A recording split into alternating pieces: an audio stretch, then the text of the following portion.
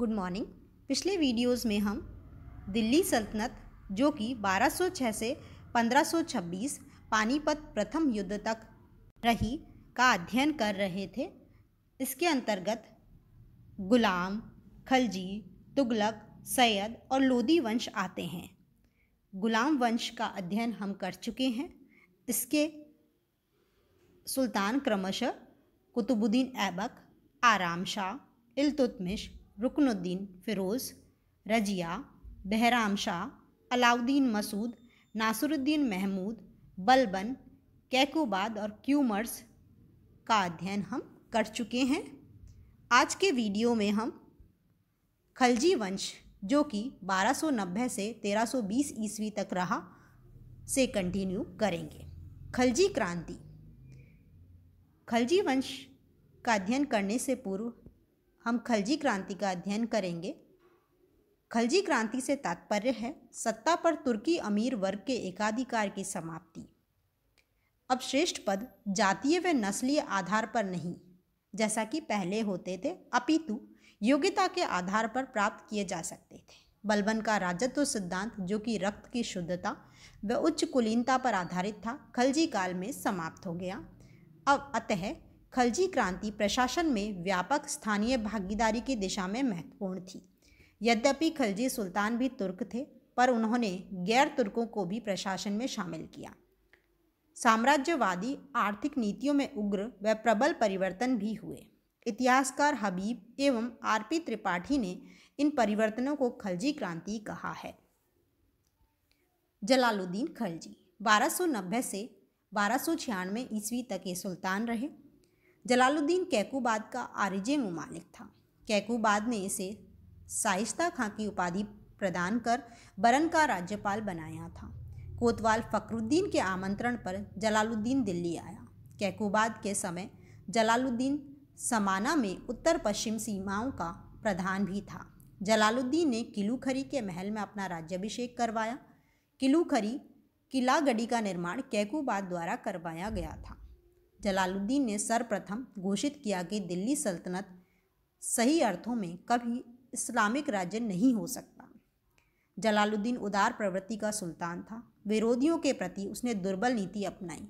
वह कहता था कि मुसलमानों का रक्त बहाने की उसकी आदत नहीं है।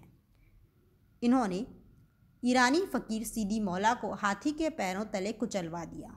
सीदी मौला सूफी संत शेख फरीदुद्दीन गजे शंकर के शिष्य थे। कड़ा मानिकपुर के सूबेदार अलाउद्दीन ने जब 1292 ईस्वी में मालवा में भिलसा की लूट की, तब जलालुद्दीन ने प्रसन्न होकर उसे अवध की भी इख्तियारी प्रदान की थी। कड़ा मानिकपुर के सूबेदार मलिक छज्जू किशली खां ने 1290 ईस्वी में विद्रोह किया। वह सुल्तान मुगीसुद्दीन की उपाधि धारण की। जलालुद्दीन ने रणथंबोर की घेरेबंदी 1291-92 में, प्रथम घेरा 1291 में और द्वितीय घेरा 1292 ईस्वी में यह कहते हुए हटा लिया कि वह मुसलमान के सिर के एक बाल की कीमत ऐसे 100 किलो से ज़्यादा समझता है। रणथंबोर अभियान के समय ताजुद्दीन कूची सुल्तान जलालुद्दीन को मारने की योजना बनाता है, लेकिन बाद में उसे माफ़ कर दिया जाता है। 1292 ईस्वी में मंगोल हलाकू के पौत्र अब्दुल्ला ने भारत पर आक्रमण किया, किंतु अब्दुल्ला पराजित हुआ। जलालुद्दीन ने मंगोलों के प्रति उदार नीति अपनाई।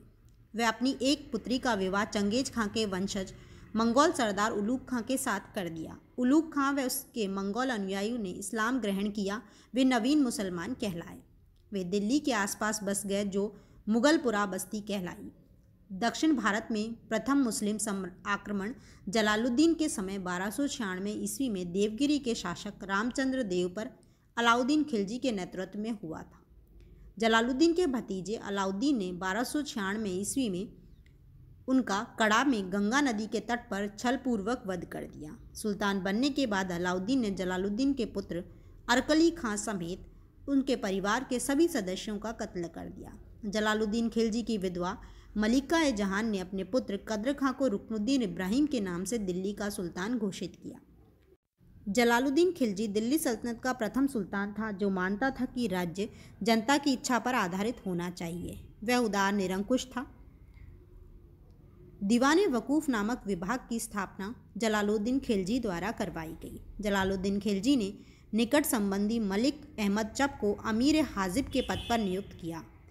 अहमद चप जलालुद्दीन के परिवार का सबसे बड़ा व शक्तिशाली समर्थक था। अमीर ए हाजिब दरबार की व्यवस्था देखता था।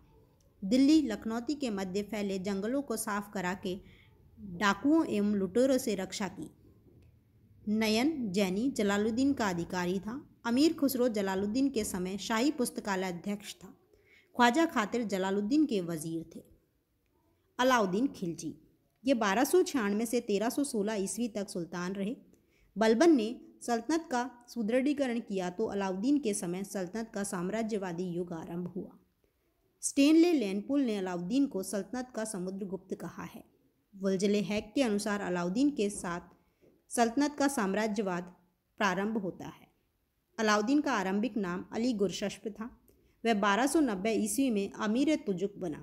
अलाउद्दीन कड़ा मानिकपुर का सूबेदार था तथा स्वयं को कड़ा में ही सुल्तान घोषित कर दिया। उसने अपना राज्याभिषेक दिल्ली में बलबन के लाल महल में करवाया। अलाउद्दीन के समय हुए मंगोल आक्रमण। अलाउद्दीन ने मंगोलों के प्रति रक्त एवं युद्ध पर आधारित अग्रगामी नीति अपनाई थी। अलाउद्दीन खलजी के काल में सर्वाधिक मंगोल आक्रमण हुए। ये मंगोल आक्रमणकारी मध्य एशिया के मंगोल शासक दावा खां द्वारा भेजे गए थे। मंगोल आक्रमण किस वर्ष में हुए और उसका आक्रमण का नेता कौन था, वो इस सारणी में दिए गए हैं। प्रथम आक्रमण 1296 ईस्वी में कादर खान के नेतृत्व में और अंतिम आक्रमण 1307-8 ईस्वी में इकबाल मंद के नेतृत्व में हुआ। जफर खां मंगोलों के विरुद्ध अलाउद्दीन का सेनापति था। किली के मैदान में जफर खां 1299 ईस्वी में मंगोल आक्रमण के दौरान मारा गया। जफर खां को युग का हीरो रुस्तम कहा जाता है। जफर खां की मृत्यु पर अलाउद्दीन ने कहा था कि बिना अपमानित हुए ही उससे छुटकारा मिल गया। 1303 ईस्वी में तारगी मंगोल 2 माह तक दिल्ली का घेरा डाले रहा और अलाउद्दीन को संधि करके उसे वापस भेजना पड़ा। यह इस प्रकार से अलाउद्दीन की मंगोलों से पराजय थी। इसके बाद अलाउद्दीन ने मंगोलों आक्रमण से सुरक्षा के लिए 1304 ईस्वी में सीरी को अपनी राजधानी बनाया व किलेबंदी की। मलिक नायक नामक हिंदू अलाउद्दीन की सेना में था जिसने मंगोलों को हराया था।